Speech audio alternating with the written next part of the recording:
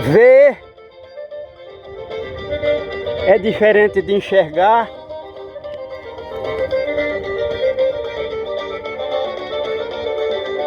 Escutar é diferente de ouvir.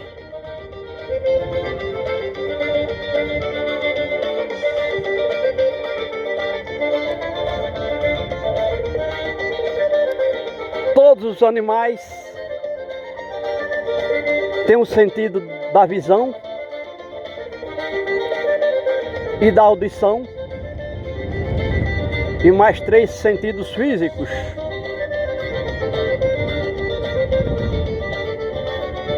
Todos os animais enxergam.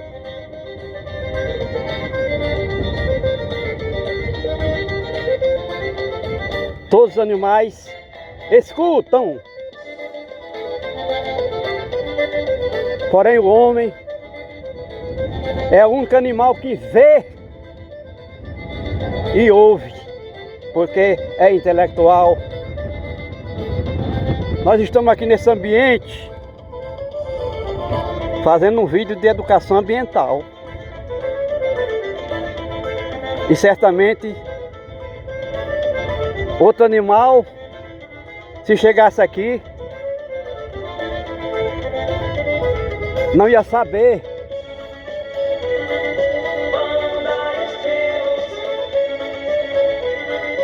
se o que nós estamos ali na frente é água. Para ele seria água. No porão do açude, um pequeno lago espelhado. E ele poderia até, com sede, sentir o desejo, o instinto de se aproximar desse lago para beber esse líquido. Porém eu, sendo racional, mesmo com sede, não teria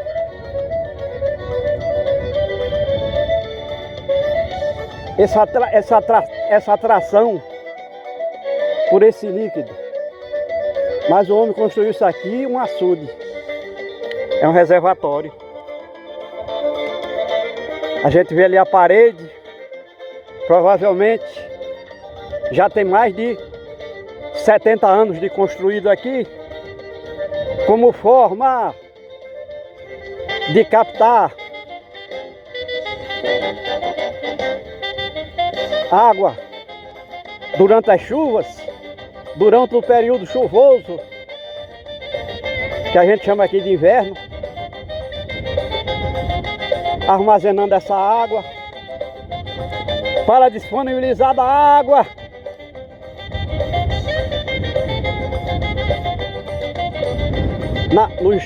no período seco, sem chuvas.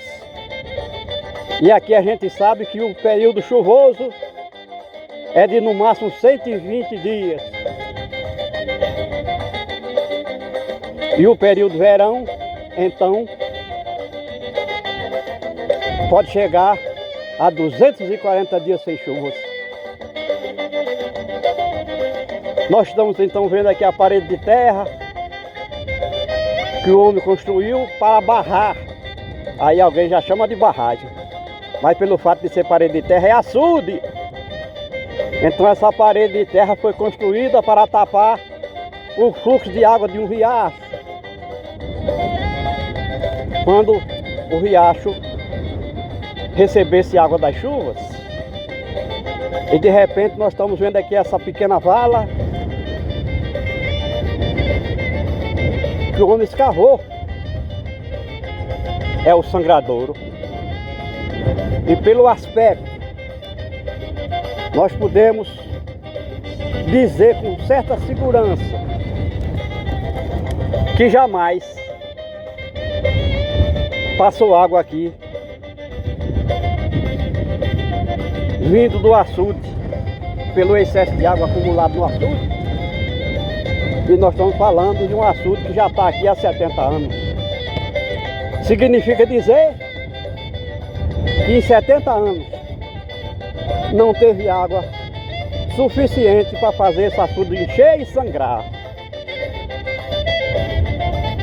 E a gente dá uma panorâmica aqui na bacia hidrográfica desse açude, dessa baixada. E não tem menos de 2 quilômetros quadrados que já foi as nascentes de um riacho. Quando a chuva era suficiente, em termos de volume e tempo, para saturar o ambiente com água, fazendo com que a água penetrasse no chão, por intermédio da raiz das árvores, água drenada, para formar os lençóis de água subterrânea. Formar os lençóis de água subterrânea. E quando essas lacunas estavam saturadas de água, aquela água era forçada a aflorar na superfície, criando o que chamamos aqui de olhos d'água, olho d'água, fontes de água, que faziam com que esses riachos permanecessem com água corrente, não só durante a chuva, mas também no período seco. Aquela água ia fluindo. E aí o homem, sabendo que com o tempo aquele riacho poderia secar, não ter água corrente para disponibilizar de água para os animais, para o gado, para fazer agricultura irrigada, criou os açudes. Então aqui nós estamos numa pequena propriedade que tem cerca de 200 hectares de terra. Tem 5 desses barreiros, que são pequenos açudes, e nenhum tem água. Quer dizer que se um barreiro desse enchesse, os 5 barreiros, enchesse cada um com 100 metros cúbicos de água,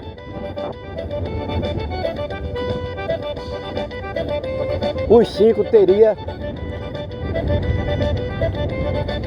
se os outros 4 são do mesmo tamanho, teriam acumulado 500 metros cúbicos de água. E para quem não sabe, 500 metros cúbicos de água é a água da chuva precipitada, 500 milímetros de chuva precipitada em 1 quilômetro quadrado, ou seja, 500 milímetros, quer dizer, 500 litros de água por metro quadrado precipitado da chuva. E 1 quilômetro quadrado tem 1 milhão de metros cúbicos, digo, de metros quadrados. 1 quilômetro quadrado tem 1 milhão de metros quadrados. Se multiplicar isso por 500 litros, são 500 milhões de litros de água por quilômetro quadrado. Ou seja, 500 mil metros cúbicos de água por quilômetro quadrado de água da chuva daria para encher 5 açudes, cada um com capacidade de armazenar 100 mil metros cúbicos de água. E aqui nós estamos vendo o açudinho seco, como a gente diz, todo seco. E a vida precisa de água todos os dias. Todos os dias. E a vida tem no mínimo 65% do seu corpo em água. E nós que vivemos aqui fora dos oceanos somos seres vivos de água doce. O animal come, bebe e respira água doce. E nós, humanos, seres humanos, temos mais de 80% de água no sangue e mais de 90% de água na massa encefálica. E não é qualquer água. É água doce no estado líquido. E quando o homem bebe água doente, tem sangue e cabeça doente. O que significa qualidade de morte. Por isso, pelo fato de o homem ser um ser racional com exclusividade na terra, eu não vou beber essa água. Vamos chamar de água, mas aí é água no estado lixo. Eu não vou beber, enquanto que qualquer outro animal, se tiver com sede, vai investir nessa ideia.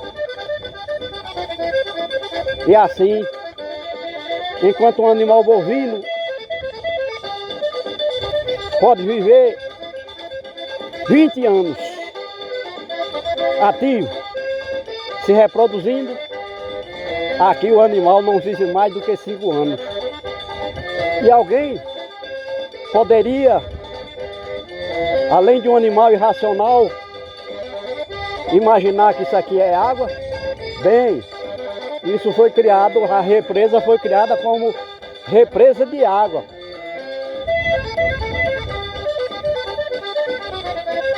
E a gente vê essa planta, esse capim aqui à margem desse pequeno lago,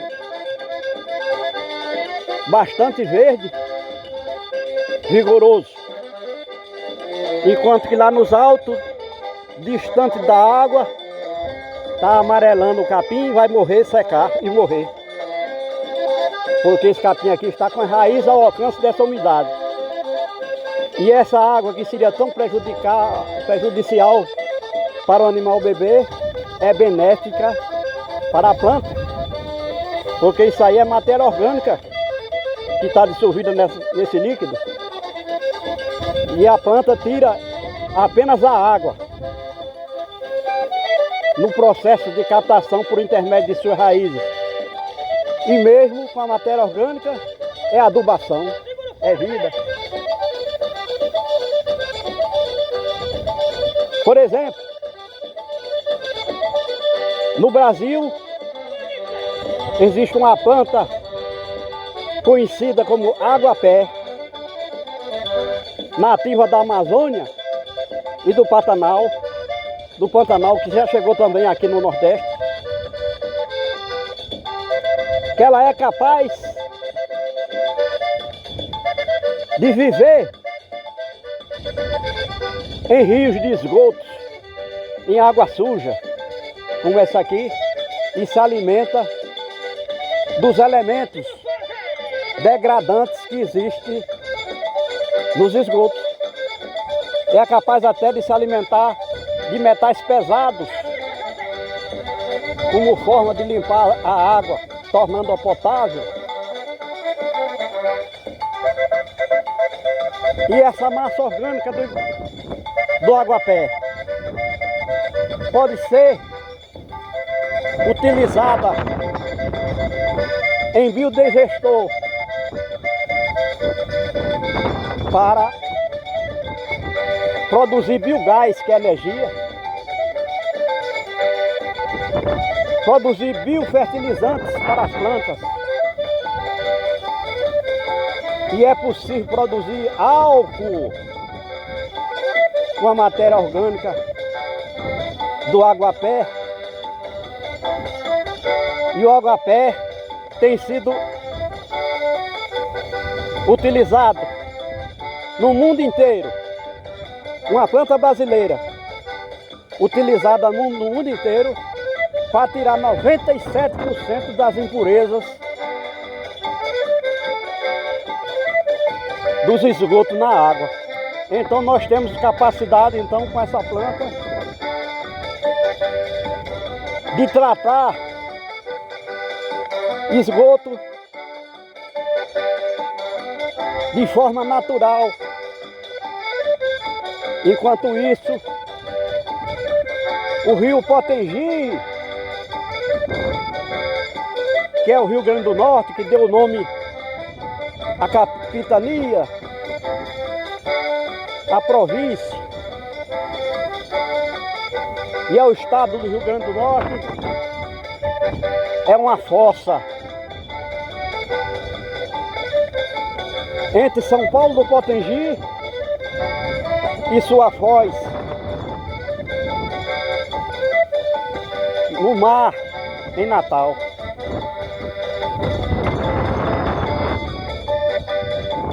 Então nós podemos afirmar que todas as cidades às margens do Potengi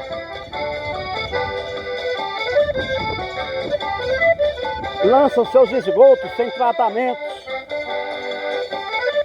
no rio, que é o Rio Grande do Norte. E tem um ditado muito popular aqui no Nordeste que diz: cuspir no prato que comeu. Seria o menosprezo por uma fonte de riquezas que elevou o homem à condição de riquezas, e de repente o homem, depois que consegue as suas riquezas por intermédio daquela fonte, destrói. No caso do Potengi é mais. O rio Potengi foi a riqueza não só pelo nome que deu ao estado, quando os primeiros portugueses, lá por 1599, o conheceram, onde hoje é Natal. E as cidades de São Paulo do Potengi, São Pedro do Potengi e Elmo Marinho, São Gonçalo do Amarante, Natal,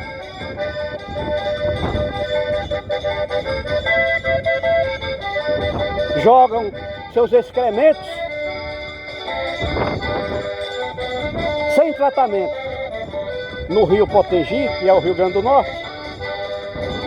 E quando a gente diz que a pessoa ingrata, inconsciente, cospe no prato que comeu, no caso dos excrementos no rio Potengi, lançado no rio Potengi, com licença da palavra, o homem caga e mija na sua fonte de vida, porque pelo rio flui a matéria básica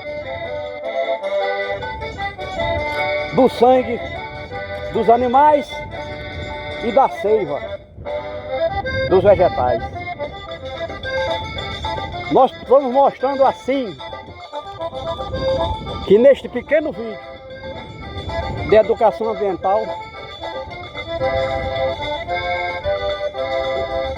o cabedal de informações de educação ambiental que nós estamos citando aqui, mostrando essa parte de terra do Brasil e do planeta, onde o homem, apesar de racional, porque o homem foi criado racional a partir de um animal, há 7.537 anos, quando recebeu do Criador uma essência sobrenatural que não nasce e não morre, mesmo que o planeta Terra se exploda. E aqui, apesar de toda essa situação, essa condição, o homem não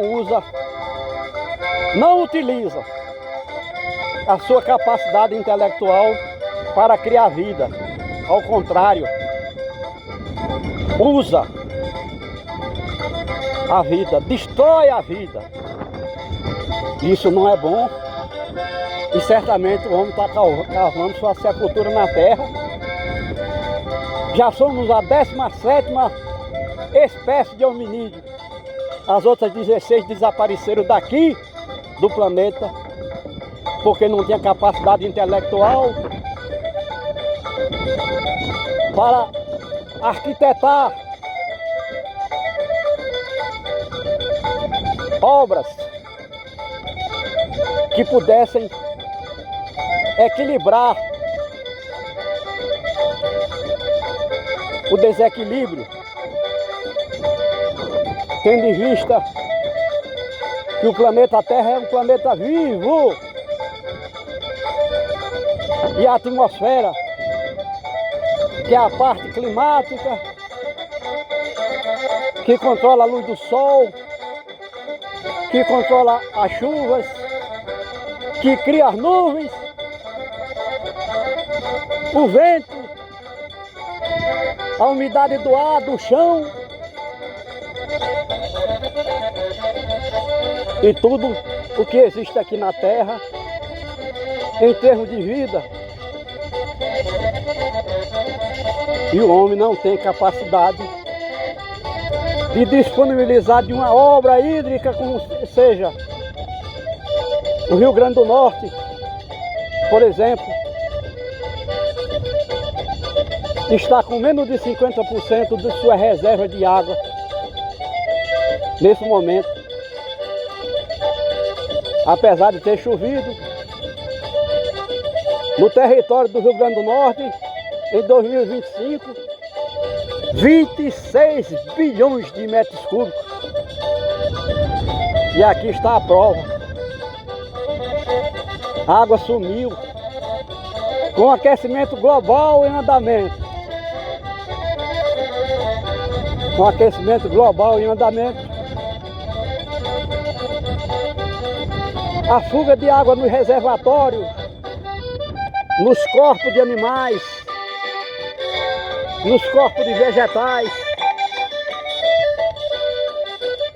a fuga dobrou a fuga de água no solo. O que significa dizer que nenhuma das 16 modalidades de obras, a exemplo desse assunto, que são obras da indústria da seca, nenhuma ou todas elas juntas não tem capacidade adequada para produzir vida, para criar e manter a vida. Embora tenha chovido 26 bilhões de metros cúbicos de água das chuvas em 2025 no Rio Grande do Norte, essa água significa mais da metade da água que existe no Aquífero Guarani, que é cantado em prosas e versos como uma grande fonte de água subterrânea que pode ser usada para suprir a necessidade de água da chuva. E na realidade aqui está a prova de que não é capaz, o homem não é capaz de criar a 17ª espécie de hominídeo. Ainda não tem condições de criar um ambiente adequado para a criação de vida, para a manutenção da vida. E o resultado, que apesar de toda a tecnologia, o homem está usando a tecnologia como forma do fim do mundo, ou seja, fim da espécie humana.